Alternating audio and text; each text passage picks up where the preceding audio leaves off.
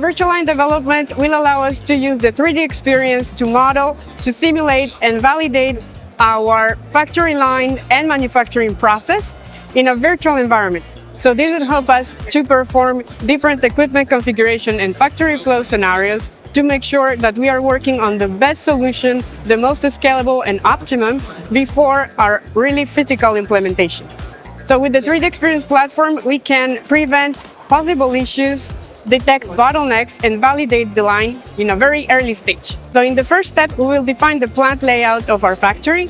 We start with the existing equipment coming from different CADs that we have integrated in the platform, so we can use it for defining the layout.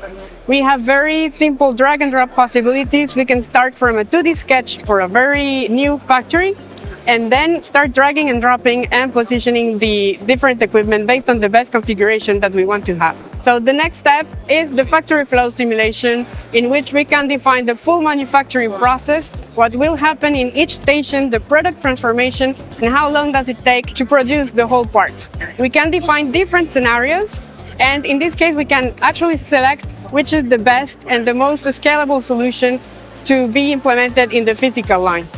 This can help us to identify bottlenecks and be able to make sure that we are going to implement the best solution possible based on this simulation. And then we move to the equipment design stage, in which we will define the different cinematics and joint definitions for each one of the equipment and the robots to be able to prepare them for the simulation.